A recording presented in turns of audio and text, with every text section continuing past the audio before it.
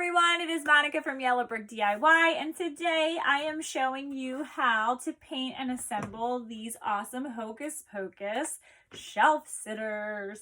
Okay, so obviously I got a little fancy in my example, but I promise you, even if you do not want to get fancy and you just want to paint it simple and flat colors, you totally can. These are super cute. They look really cute with whatever you choose to do.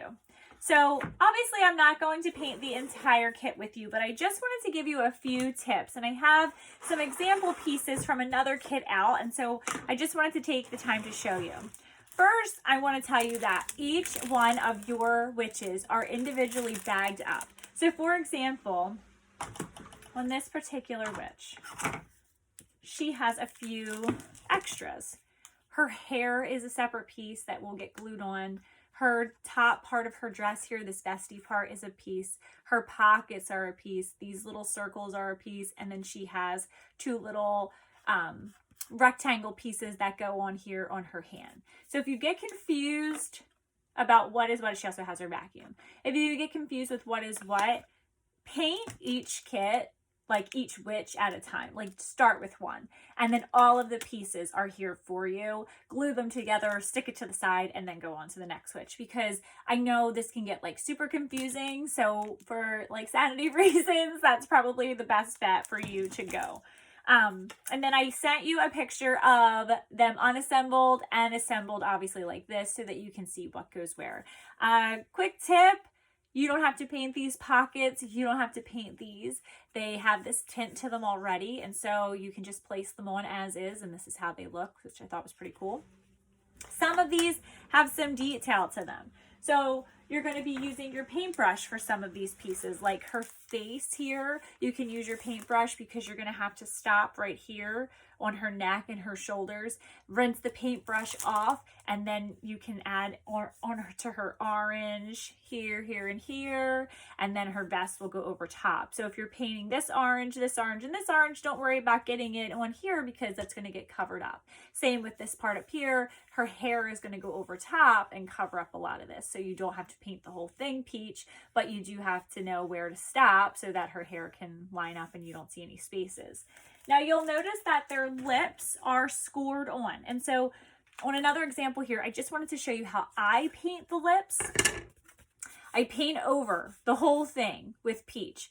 If you get any paint into that scored line, which you might, it happens, just take a thumbtack while the paint is still wet and get in there and get all of that paint out of those lines. If you just go ahead and little motions, go in there onto those lines with a thumbtack, it'll bring those lines back to life, and then you won't ever know that any paint was in there.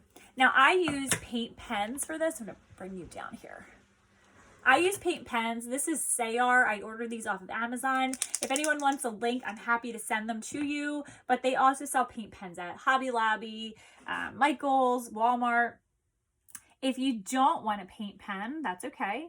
You can take any marker that you have at home, and you're just going to do what I'm doing here, which is outline around the lip. And then once you get your outline, don't be afraid to move these, guys. Like, move them around. Let yourself feel comfortable when you're painting. Just outline them here.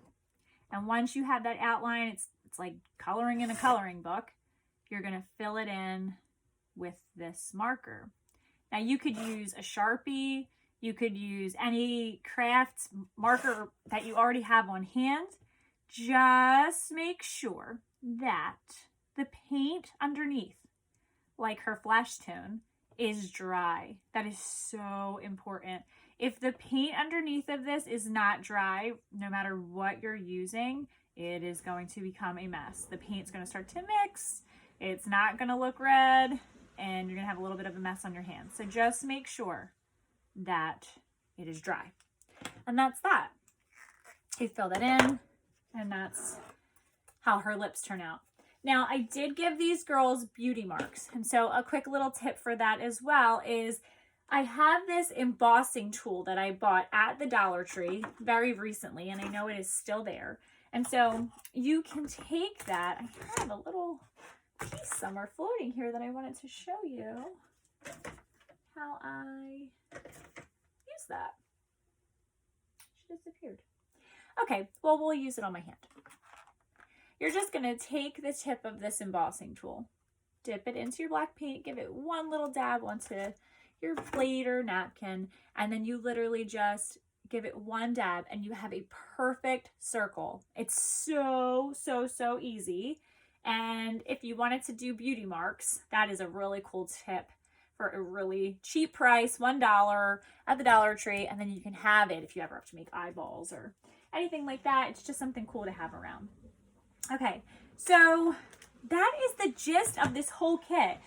Keep it within, like, start with this, end with this, then move it along.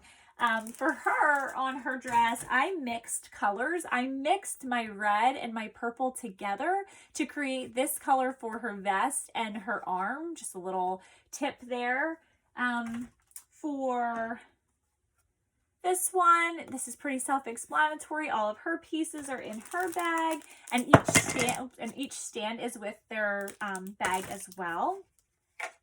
Now, I just also wanted to tell you that for this particular sitter, I did not paint this I Smell Children sign. I didn't do anything to it except for I just took a little bit of black paint and I outlined around it, which you do not have to do.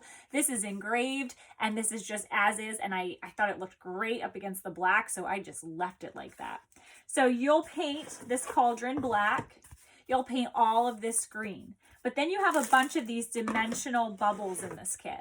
And so just really quickly, I wanted to show you a trick on how to take it from this to this, because it just makes it look a little bit more dimensional and it's pretty easy to accomplish. So I just wanted to give you a quick how-to on how to create these bubbles like this.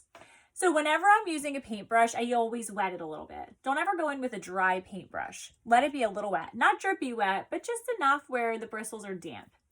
You're gonna go in with your green paint, and obviously you have already painted this solid green, just like this example. You're gonna take that green paint and you're just gonna go around and swirl it in no particular certain way, just swirl it onto that bubble. Like I didn't paint the whole thing. While that paint is wet, you're going to take that same brush, don't wipe it off, leave it as is, dab it into some white paint, just a little bit. And you're going to go over top of that wet green paint. And when you do that, you'll see that the white paint kind of starts to melt. You'll see some different shades flow in here. It'll start to look like some lighter green. Some of the white will stick around.